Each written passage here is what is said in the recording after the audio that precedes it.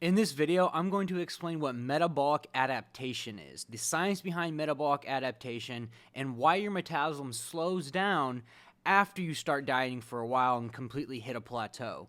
So, if you guys don't know me by now, my name's Adam Bunnell. I'm an online fat loss professional, and I specialize in hormonal priming, body recomposition, and higher-level forms of nutrition through metabolism manipulation called metabolic priming. I've quite literally worked with dozens of men in the past, getting them to the leanest body fat percentage they've ever been using higher-level forms of nutrition strategies. So, in this video, I'm going to explain what metabolic adaptation is. So, if you're somebody who's dieted for a while and you've hit a plateau, or you're the type of person who's dieted for some time just to gain it all right back, I'm going to explain the actual science behind why that is happening to you. So hopefully you can get a better understanding of where you're at, action steps that can be put in place for you, and get a better understanding of where you're at and what's happening within your body, right? So the thing you know about dieting in general is dieting is controlled starvation, right? The body doesn't want you to starve. Metabolic adaptation is a survival mechanism. So think about in food times of scarcity back in prehistoric times. The body will down-regulate you actually burning calories in the form of energy output to essentially save essential body functions like breathing, blood flow, sleeping, and organ function, right? So calories burned to a certain point will decrease as you start to diet over time and basically adapt your metabolism to the amount of calories you're currently inputting, right? Which at some point when you diet, your weight will stop and slow down, and that's what sets you up for rapid weight gain, because as your metabolism slows down and you start to add a little bit of food back, you gain weight very fast because your metabolism has been lowered and down-regulated over time. So as you lose weight, it also takes the body less calories to sustain what you're currently at. Obviously, you lose 20 pounds, your body doesn't need the same amount of calories at a certain point to sustain 20 pounds less of body weight that you currently don't have anymore, which puts into context that, one, there's a couple things at play that, typically you've probably heard before that go a little bit more in depth than what you actually think, right? Like, for instance, calories in versus calories out is a very misunderstood model, right? Because as your energy output decreases, your energy input also decreases as you start to diet harder, get under the 2,000 calories, doing tons of cardio. One, you no longer need the same amount of maintenance calories, right? So people think that maintenance calories is just a set number, which is not, right? As you start to diet, your maintenance starts to lower. As you start to go into a growing phase, your maintenance starts to raise. So people who search online for their maintenance calories it's kind of setting it up for failure. One, because there is no really pinpointing where your maintenance calories are at based upon an AI, right? So the reason why calories in versus calories out is a flawed model, because your energy output actually includes BMR, NEAT, thermic effect of food, and exercise activity. So think about energy out as, the actual energy out when you're talking about calories in versus calories out, right? We're going to swap out energy for calories since, calories are basically energy within the body. So calories in versus calories out, when you're talking about more energy in versus more energy out actually decreases in the form of lowering your BMR, lowering your NEAT, lowering your thermic effect of food, and lowering your exercise activity.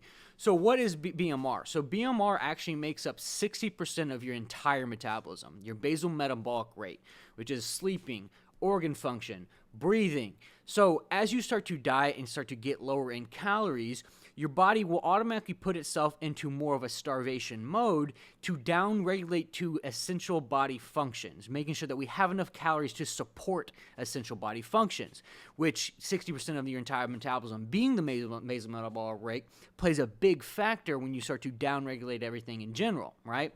So NEAT, non-energy activity thermogenesis. So NEAT is a really big factor at play too when it comes to calories in versus calories out, because what NEAT is little movements that are like ambulatory that you don't really think about, right? Like fidgeting, getting up and walking to the fridge or putting the groceries away. Stuff that you kind of do on a day-to-day basis that you don't necessarily really think about. So there is a powerful thing within NEAT. And they even did a study that say that people have trouble with fidgeting actually burn 500 to 800 calories per day, right? Which is, extremely beneficial when you're thinking about what NEAT is and the actual calories out model that you kind of have. So, as you start to diet and start to get lower in calories, your non-energy activity thermogenesis also starts to lower. One, because you have less energy in. You have less energy to sit there and fidget when you're in a super caloric deficit for some time. But the thing is that like you can burn up to 500 to 800 calories by just doing the ambulatory movements that you do through the day. Like me sitting here at this desk, I usually typically burn about 500 to 600 calories. But it's because I get a good amount of food intake in, because I have the energy to use those little ambulatory movements throughout the day, which is a very powerful driver when you're talking about calories in versus calories out, when 500 calories of your day can come from NEAT, specifically depending on what you do for a living. And, people have said to me in the past, well, maybe I'll just start fidgeting and, try to fidget more. Well, at that point, it's actually going to be called more of an exercise because you're actually thinking of it, right? Ambulatory movements, the movements that you don't really think about, are the factors at play when it does come to NEAT, right? So the thermic effect of food. So as you start to eat less food, obviously you have a less thermic effect of food. Well, what is a thermic effect of food? So each macromolecule that you intake, protein, carbs, and fats, has a different thermic effect, which means the different amount of calories it takes in the calorie conversion digestion process. Protein has a 30%, fats have a 2 to 3%, and then carbs have about a 10%. So as you start to eat less food, your body actually takes less food and basically downregulates, with having less food, with having less energy to actually burn in the form of the thermic effect of food, right? And then your exercise activity. So, exercise activity actually goes down too. So people that, say that, I'm burning 1,000 calories on the treadmill and I've been dieting for, 12 weeks, the truth is no, you're not. You're not burning 1,000 calories, because if you've been doing it for as long as you have, one, your body will adapt to it, right? Your body is designed to become more efficient. So as you start doing it, you'll start burning less calories in general because you've just been doing it for so long. Your body becomes very efficient and you just burn less calories in general doing the same cardio regimen over a certain amount of time. That's why people get stuck in this phase of doing a ton of cardio and kind of just spinning their wheels for a while, because they've downregulated, BMR, NEAT, they're eating less food, so have less thermic effect of food in their body, and then their exercise is, your body's getting more adapted to the exercise as well, so it doesn't have the same stimulus that it had before. And so understanding this, you understand that how calories in versus calories out is a very flawed model and very misunderstood, right? So when you start to down-regulate everything in the form of all of this, in the form of your metabolism getting lower over time, and your body goes into more of a survival mechanism because you've been calorically restricting for some time, as soon as you add a little bit more food back, the body's not ready for it. The body's not ready for more food, which means that you gain the weight back really fast, which is a huge thing that I see in today's industry with a lot of people, where they lose 20 pounds but they can't keep it off, right? Because one, if, you start to diet really hard off the bat, right off the bat, within the first week, your metabolism would inadvertently burn 100 to 150 less calories per week at a hypercaloric restrictive diet right off the bat, a huge upfront diet, which puts into the context that why a lot of people gain a lot of weight back or hit a plateau in general as they start to downregulate metabolism in the form of metabolic adaptation.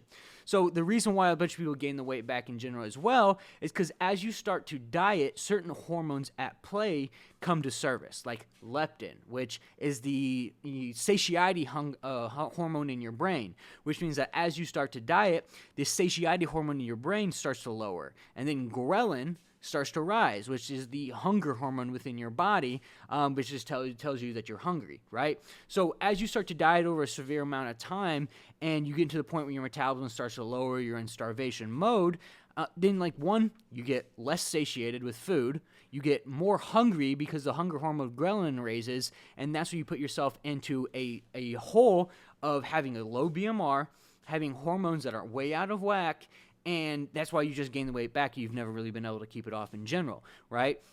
So understanding all of this, you understand that one, Metabolic adaptation, like this is the body's survival mechanism in basic food times of scarcity.